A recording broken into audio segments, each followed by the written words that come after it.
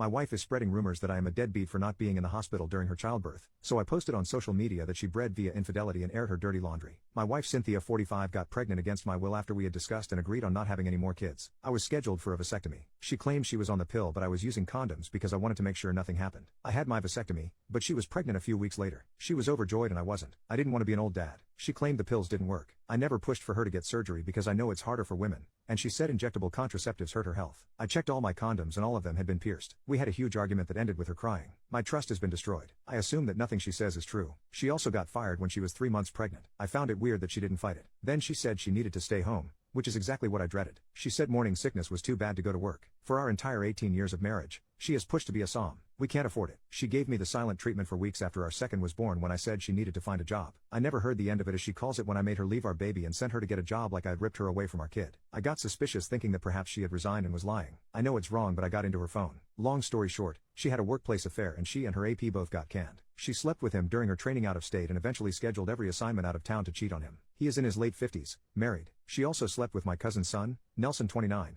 And he's a substance addict. I saw and heard messages between them. He would come to my house when I was out. I have asked the neighbor and they confirmed. My neighbor said Nelson would show up sometimes 2 days in a row when I was out. I checked my schedule and it could have been when I went to Ohio for 3 weeks. I came home on weekends, but everything seemed normal. What's worse is that Nelson calls me uncle. I let him stay over a couple of times. She also used our own kids, our 2 youngest, as leverage, promising that he could see them if he didn't pressure her, and kept his mouth shut. So she obviously put him in some type of a stepdaddy role. She told him the pregnancy was his baby. I hate him, but I think she manipulated him because he has zero relationship with his parents or his siblings, and he kept texting her about how she was like home to him. I lost it and woke her up. She tried to claim that she was SA by both men, then said she was pressured into it because they threatened her. I confronted both men. I reached out to her ex-coworker via social media, but he blocked me after a couple of exchanged messages. Nelson did get belligerent, and it could have probably ended in a real fight if I had him in front of me. The paternity test came as negative. I moved out and got a lawyer. I refused to be at the hospital during childbirth. It was a stillborn. I was shocked. Even if it wasn't mine, it felt dark and strange. I offered my kids emotional support but didn't allow her to cry to me. I had to get a court order to get a DNA test on all our kids. They are mine. A few weeks ago, people on Facebook started asking questions and attempting to call me out for not posting anything about the baby. I think she might have told someone that I wasn't present at childbirth because a couple of people came at me. We are getting a divorce, and I'm very angry that she's still trying to milk it. I told each person the truth separately, but eventually got fed up with looking like the bad guy and wrote a post saying thank you to everyone who has reached out to insult me. But the baby was not my child as per the paternity test. It had to step away from social media because of it. Her family called me,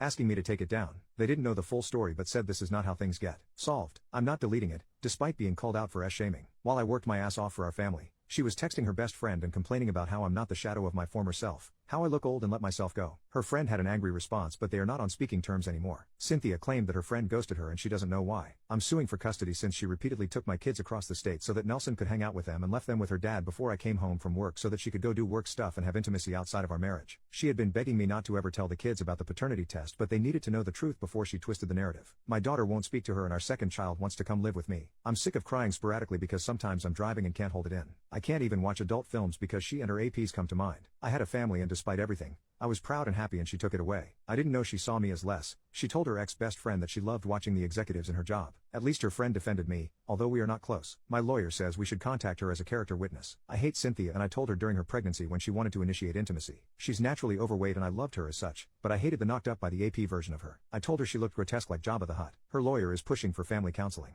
I would only agree to civil co-parenting but nothing oriented at the couple's reconciliation bullshit. She calls it a mistake, but to me, she bred via infidelity and created an entire human being and I will never forget that.